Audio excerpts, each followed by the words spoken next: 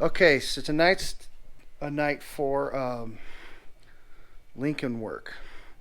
I get these coils here, and these, in all fairness, are surprisingly working very, very well, as far as I can tell.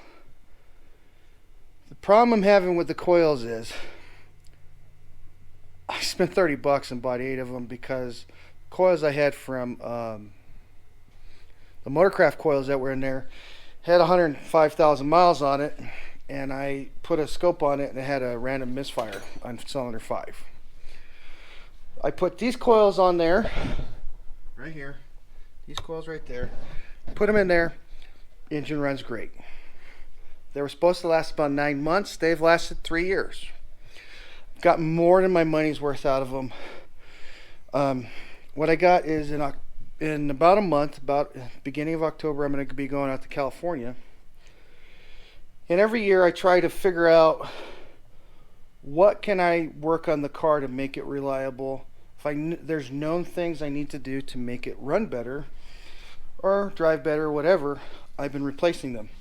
I did the Watts links. That was an upgrade. That was not that it needed. It was just an upgrade. I wanted to see if it made the car ride better. But tonight we got 2 projects. I got a PCV valve right here. Motorcraft PCV valve. Bought that from Rock Auto. And new coil. I'm going to put this Summit Racing coil in there. I don't know. It's just, those coils are running good. So I'm going to keep them on. I'm going to keep them. I'm not going to throw them away in case I have a problem. But $30 coils, a pack of 8 coils for $30 made in China that were supposed to last 9 months to a year. They've lasted 3 months. I think I'm pushing my limit. I'm going to upgrade to these Summit Racing coils. I'm going to see if I get some better performance. So I'm going to go ahead and, there's a lot of videos showing how to put the coils in.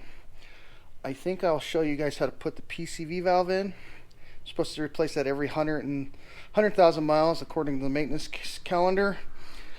I have 122,000 miles on that, and I'm going to replace that right now. So let me get that all ready. We'll put that in, and then I'll put the coils in, and we'll see what happens. I'm sorry to say this, but I learned how to do this at Jiffy Lube. I did work at Jiffy Lube for a whole 2 months, and let me show you how to pull these out. They're really quick and simple, and let me show you some of the scam that Jiffy Lube uses to scare people into buying new ones. So there's a valve here. You click this, you push down, and then you pull up like that. Then you grab the valve, twist it. It's going to go past and lift up like that. See? Now here's the scam that Jiffy Lube taught me, and it took me a long time to figure out that this was the scam. Hear it shake and rattle? Well, here's the new one. It rattles too. The problem that happens with these is they get full of gunk. See how it's all black and it's all full of soot and stuff? This is another Motorcraft one. This is the brand new one. I'm going to clean this up a little bit around the hole, and I'll be right back. Alright, let's go ahead and put this in. So this is the new valve. Goes in like so. That's if you don't drop the damn thing. Okay. Alright, didn't go far. So you want to clean this off. The reason I stopped is I didn't have a rag. I had to go get a rag to clean off around there. Ideally you want to do that before you put it in, but yeah, I have ADD and I forgot. So let's go. Here, so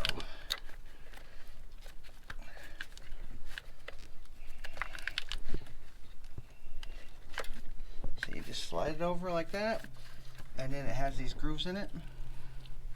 Let's see, slide like that. There's grooves. Go down and rotate this out to there. It clicks in, then this goes up.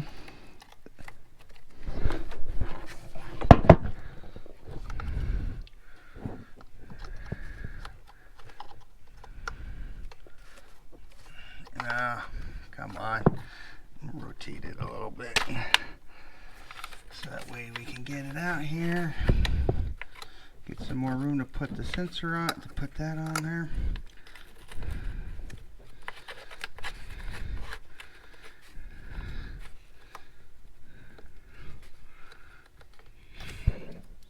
Oh, it would be nice if I had it facing the right way up. Alright, I need two hands. Let me do this. Alright, so this is how I'm going to do this. Grab this right here out of the car.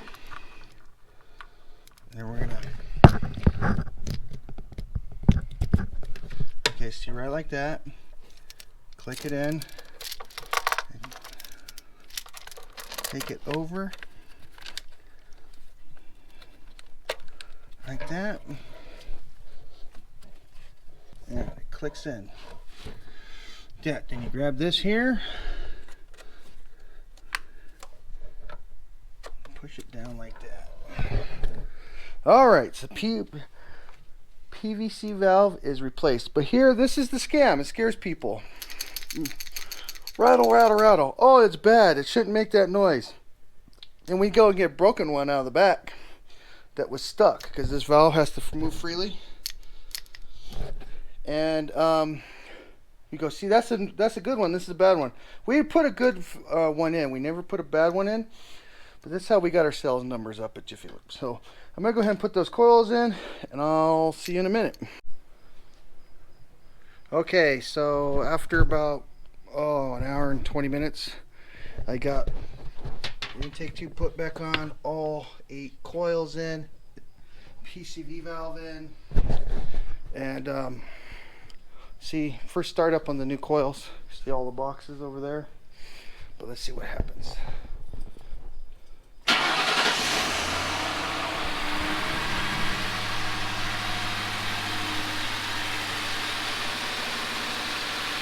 Fired right up. See if it calms down a little bit.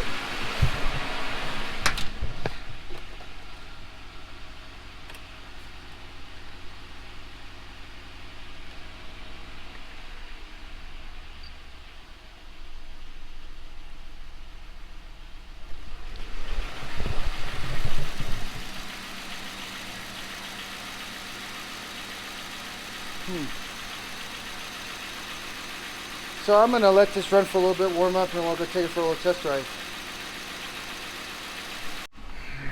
This is very frustrating. I have a misfire.